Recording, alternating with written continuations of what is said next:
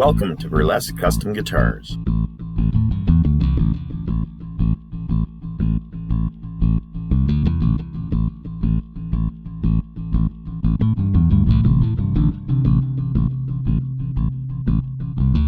Guitars have been my passion for my entire life.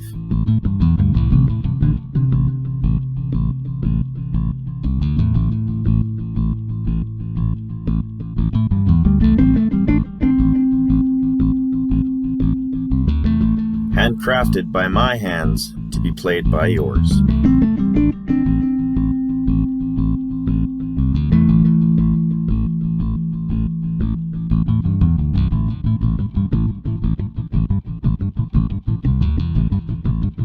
Each one I create is like no other.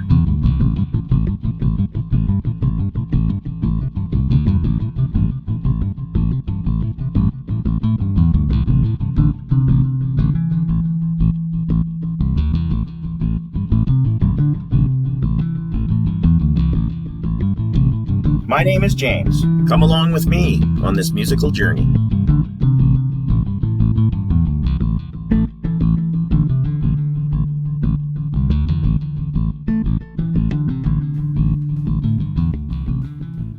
Hi, James. Good day.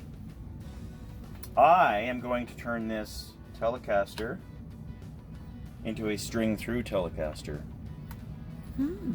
This is the original, or pardon me, this is not the original bridge. This bridge has been replaced, and I know this because as soon as I took it off, voila! I see 3 other screw holes, and these are newer. So I've already marked out this bridge. Luckily has the string-through ability, so I've marked out where my string holes have to be on here. But as you can see, the one is literally right next to this hole, so I got to fill these holes up before I drill through the body. On the drill press out in the shop, and then on the back we're going to install these string ferrules so that the strings will sit nicely inside of there, and they'll come up through the body, adding way more sustain and tone to the guitar. Ooh. Yeah, it'll give it a lot more bottom end, and it'll give it a heck of a lot more sustain. Oh, cool. So the holes are all plugged up and glued in with cyanoacrylate and flushed up. And I'm just going to put a piece of tape over top. I've already marked off the holes, so you guys can see that. And this is where I'm going to drill through. This is just so I don't get any supreme chipping or anything like that around the top. I've also done the back as well. Taped it all off just so we got some protection on there. I know the guitar is a little beat up, but it still deserves the paint not to chip out and stuff if I can avoid that. So this is a way of doing it. So, out to the shop. Okay, so we're back out in the shop now, and we're going to cut these holes through the body for the string-through Telecaster. I've got everything taped off as I showed you, and all of the holes are I've done with a tap. We've got it all set it up. We're all clamped down to go through the first hole, and I know I'm lined up properly, so let's go through the first hole. Then we're going to do all of them, and then flip it over, and then we're going to open up the back for the ferrules to go into.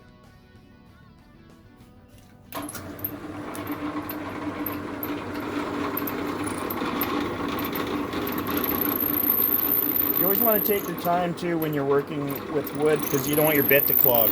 So just go through slow, little increments, and don't push right through. And especially if it's a painted guitar, because what happens is you'll bust through the back, as they say, and you can really make a big mess of the paint job. So just take your time, nice and slow. Make sure your bit's clean. And as you bring it up, it's going to clean itself off, right? So. And now I know I'm through.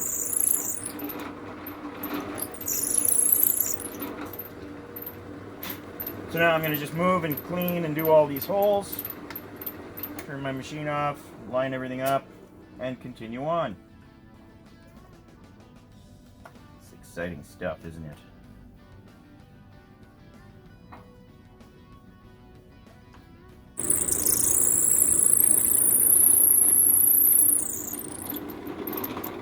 Also, by taping off the back and stuff and putting the tape on, you've also helped with the chip out or breaking out of paint as well. So A lot of guys will put a piece of wood underneath as well to cut through, so when the bit hits that, it's going to hit that.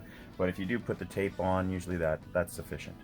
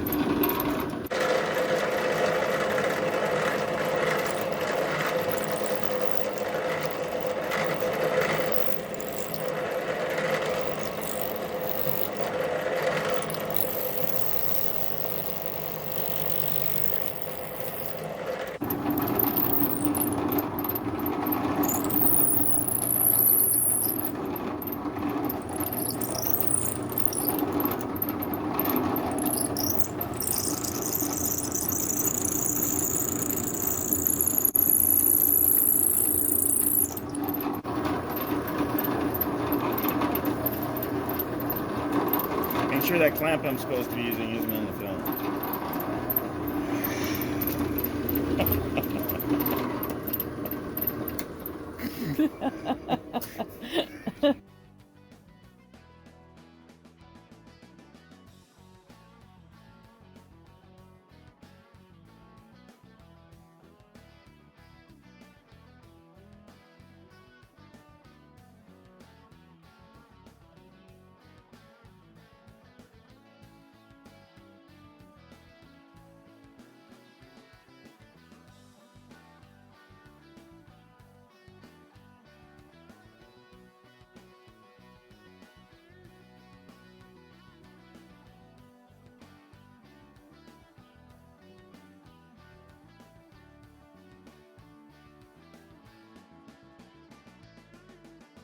Hi, James. Hello.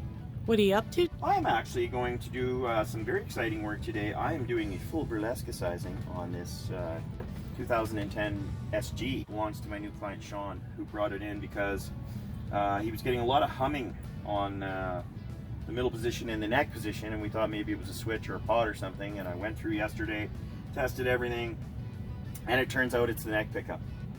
It's reading at about 7K and it's really humming. I'll just give you a quick demo. You can hear it. What I'm doing here is just running the pickup directly to an input jack straight into the amp. So I've got it grounded right off the ground, and then that's the hot. Oh yeah, I can hear it. And it shouldn't be making that much noise. It's way worse when it's in the circuit, believe it or not. Okay. But this pickup's reading about 7K, and it should be reading about probably about 11K. The back pickup, or the neck, or the bridge pickup, pardon me, is reading, I think it reads 14. So it's half of what it should be, and it sounds like a single coil. So that's basically what's happening with this guitar. So what I'm going to be doing today is putting in a set of pickups for him. Some custom wound pickups that a friend of mine made out of Winnipeg. A couple of clones of JB and a Jazz. And I'm going to be putting in 2 new tone pots with push-pull on them to make them single coil as well. And we're doing 2 pots so we can do each pickup individually. If you want to have a humbucker and a single coil, or 2 single coils, or whatever, the combinations will be kind of not endless, but quite a few cool little combinations to work on. And then we're going to be doing the caps as well to match these pickups, because in the Gibson these are 22 UF or 0.022, and the pickups that I'm putting in require 0.047. So that's going to get all done today. Very exciting. A new input jack as well. So yeah, lots to see. And then I'm going to be doing a fret dress on this. So this guitar is going to get the whole spa treatment today. It's going to be very cool. And I hope this gives you a good idea of what we do here at Burlesk. And yeah, won't you join me for my day? Because this is going to take a while.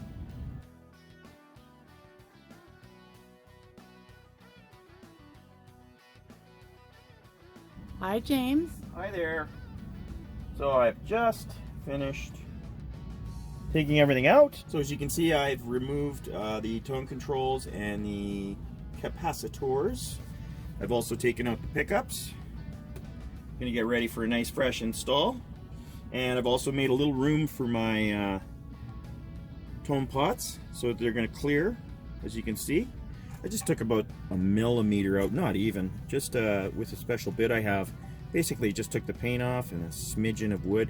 Yeah, so we're ready to do all of the fancy stuff to this, and we'll see you in a bit once I get everything back in, and it's good to go. Great. All right.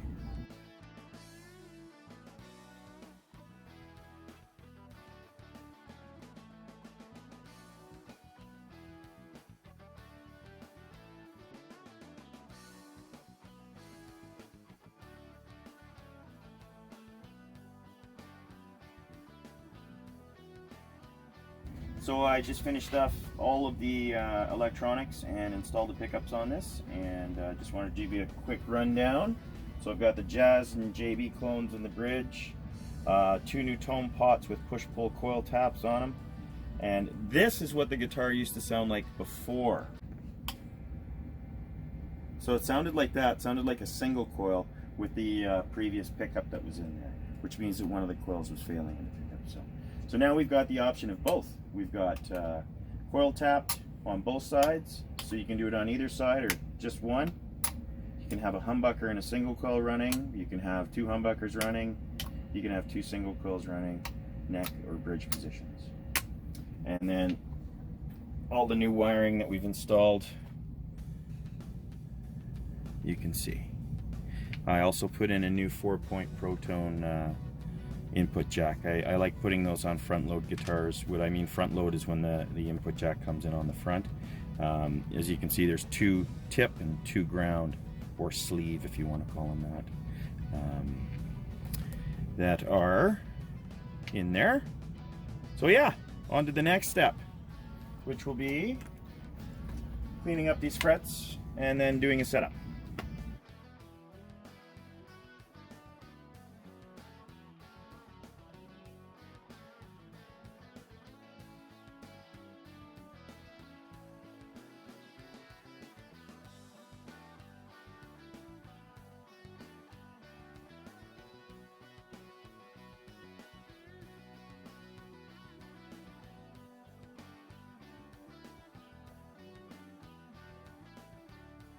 What's up, James?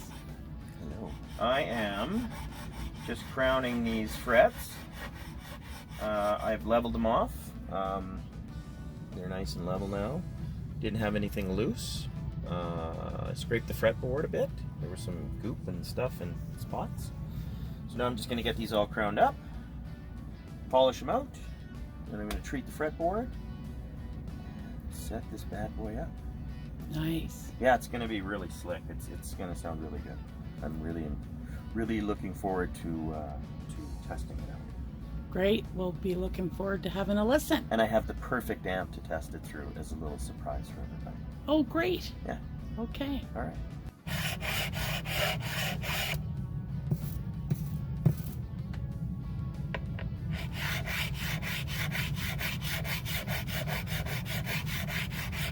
Maybe a little bit hard to see on the camera, but the frets in front are all leveled off. And what this file does is it pushes up both sides evenly, the diamond file, and recrowns them. And what crowning means is to literally put a nice round shape on the top. You'll see basically the line gets thinner on the frets as I do them, or the gap between the 2 lines. See, these lines are way further apart, and then this line's a lot more in the center when you get up top. And that's crowning, and that's vital to the very important part of fret care maintenance on your guitar. Hi. Hey there! I have finished polishing out the frets, so you can see how wonderful they look. Aren't they spectacular? Whee! And now, it's my favorite time of the day. It's time for a little bit of burlesque fretboard love. It's time for a little bit of burlesque fretboard love. Say that in a very white voice. Fretboard love. This is a conditioner and cleaner that I had made, and it is Delicious. as well as delicious for your fretboard. It's all natural. It better be. Yeah, obviously. And that's one of the reasons I had it made this way, is so, because I always thought about cleaners and detergents on your fretboards, and then guys are at bars and then they're playing and then they go and eat chicken wings and they're getting nickel and all kinds of goo all over, you know. Anyway, so I developed this stuff, and yeah, a lot of people have been using it for many, many years and they're loving it. So I'm going to show you what Fretboard love does to a fretboard. As you can see, this one is very dry, and how I like to apply it is I like to just put it on with a toothbrush.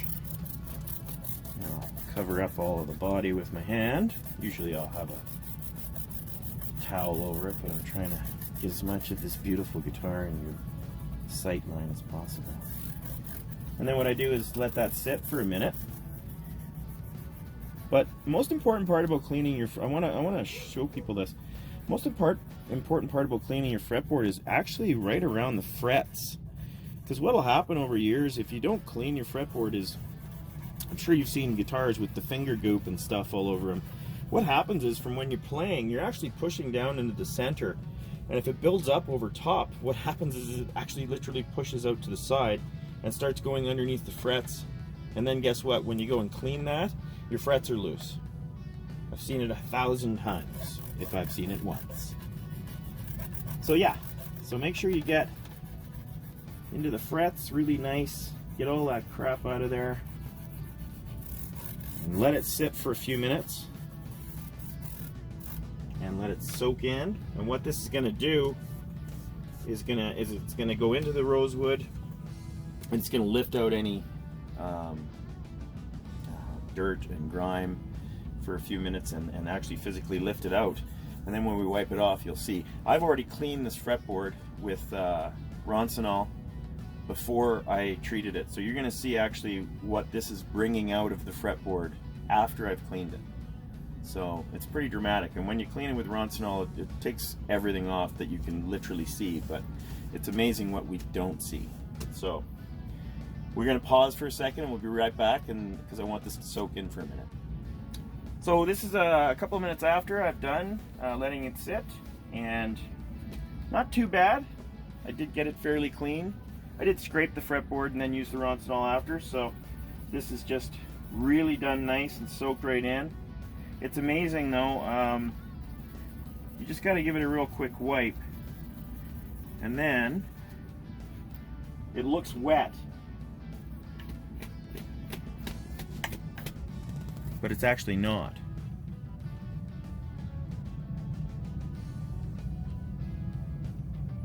So that is what your fretboard should look like when you're done cleaning it and treating it. And if it doesn't look like that, if it looks dry, you need to treat and clean your fretboard more. You can just loosen your strings off and move the strings out of the way and do this anytime you want. You don't have to restring. If you there's some people out there that don't restring that much, so if you're one of those people, just loosen the strings off, treat your fretboard, because it saves you tons and tons of work. Oh! So, the guitar's all done. She's done. She's ready to go. I'm just giving her a test on an amp that I finished also recently, that I retubed. A Marshall 100 watt JCM 900 that I did for a good client of mine. And this is another experience of amplifiers that are a lot of fun and different than a Fender amp to set up for sure. That's a given. Anyway, I'm going to go over the controls. So this is the back pickup, or the bridge pickup that I just installed, and this is a JB clone. And yeah, you just got a little taste of that, or you'll just...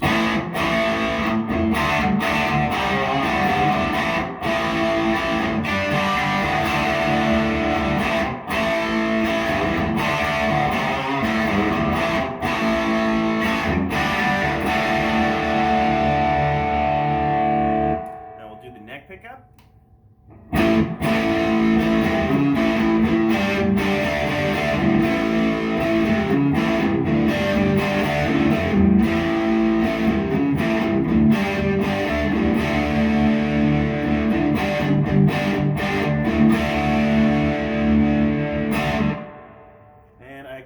tap these so now I can make them single coils as well, so we get that Strat sound as well. So I'm going to coil tap the neck pickup, and you'll kind of hear a difference in tone, which basically turns off one of the coils and makes it like a single coil. You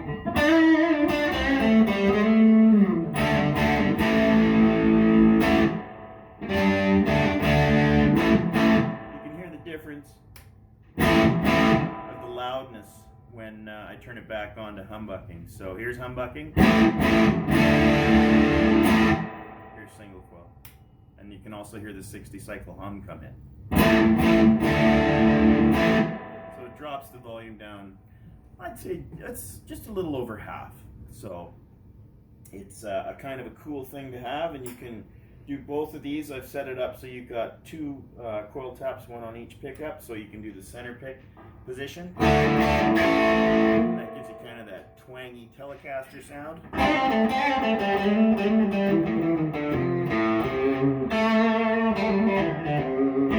Very Strat-like. And then we're going to go to the bridge on single coil. And now it's humbucking again. So you can hear that growl and the extra volume that you get when you're on humbucker or single coil. And like I said, you can do the combination of the two. So in the middle, now I've got it set up so this is a single coil and this is humbucking.